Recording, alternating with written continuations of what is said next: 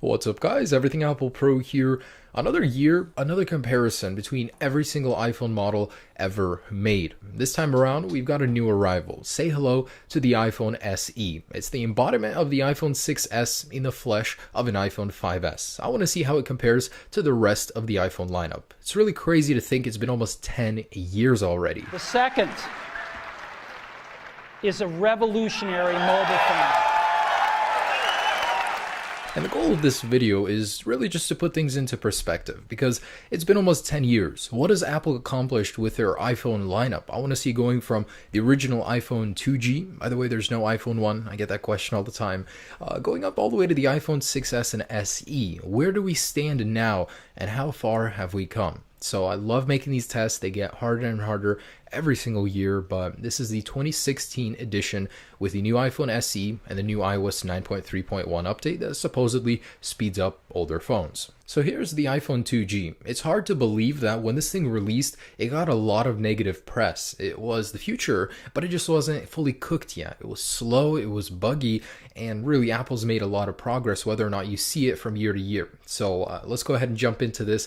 We've got every iPhone lined up here, and this is based on their release schedule, not by size. It would be a mess then. But we're going to start with a startup test. Now for a more even power on, I connected these all to a 13 USB port hub. So let's go ahead and start this up in 3, 2, 1. And they're all off. So it's not 100% accurate, down to the millisecond, but this is the most accurate that I can get it. And these are all arranged again by the date of release, not by the size, by the coloring. I try to get every iPhone just for evenness. But the iPhone SE was the first to boot, followed by the 6S and 6S Plus.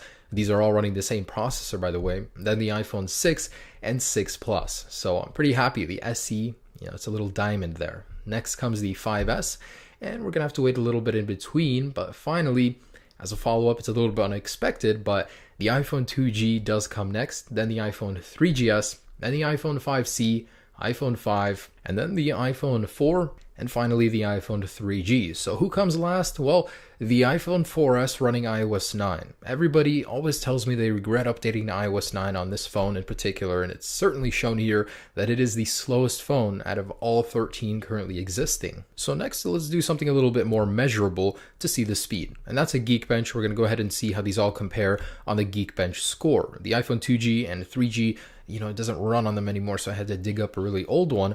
But here are the results with the iPhone SE in first place. Next up, here's a Wi-Fi speed test about 10 feet from my router. Of course, this is heavily dependent on my Wi-Fi speeds, but you could definitely tell that as the generations go on, the limitations of the Wi-Fi were removed, and they're faster, the range is better. In general, it just gets better as time goes on. And then I tested Safari. We use it a lot. HTML compatibility is very important, and the scores, of course, are all the same on the iOS 9 running devices. The older it gets, the worse the score. Then I did a synchronized test loading reddit.com. As you can see, the speeds are fairly, dependent on how fast the phone is. The newer it is, the better it does. Of course, they have newer Java engines and all that, but, it did fairly good. The older the device, clearly very, very unusable, and the iPhone 3G was never even able to load it in the end. Next, I tested loading the camera app, and as you can see, basically the iPhone 5 and above almost loaded them all at the same time with a couple milliseconds in between. It's the older phones that you have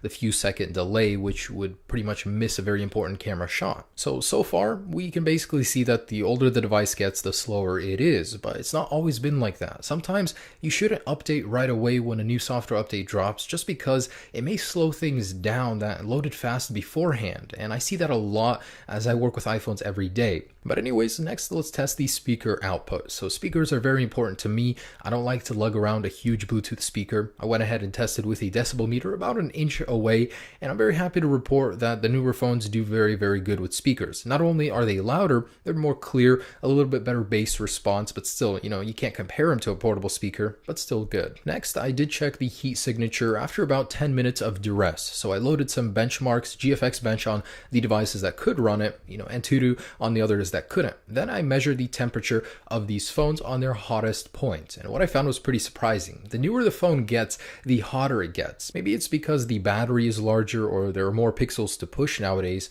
who knows, but newer phones do run hotter. So next, the cameras. iPhones in general have had pretty slow progression between cameras, but starting with the iPhone 2G with a 2 megapixel shooter, going to the iPhone 3G and so on, we can certainly start to tell that there is a difference, but putting them side by side is where you can really see how far things have gone. Now, what I've noticed is the newer phones pretty much have better vibrance. The color hue is, a little bit more saturated. It captures the colors a little bit better, and these pictures are taken in direct sunlight. So the iPhone 2G is completely washed out, whereas the newer 12 megapixel on the iPhone 6s captures the quality and color certainly a lot better. Now, this is the iPhone 2G. Putting it right next to an iPhone 6s, this is where we can see the most dramatic shift. It's like HD vision right here. Really, really great stuff. So 9 years is what it took to get here. And guys, there it is. That is my comparison of every iPhone Apple has produced so far in 2016. I do hope you guys enjoyed this video. It was certainly not easy to make. I really would appreciate a like. If you could subscribe if you want to see this next year, or later this year. I'm going to be making one with the iPhone 7 again. But anyways, I do hope you enjoyed this, seeing the progress Apple has made. Have a great day, guys. Peace.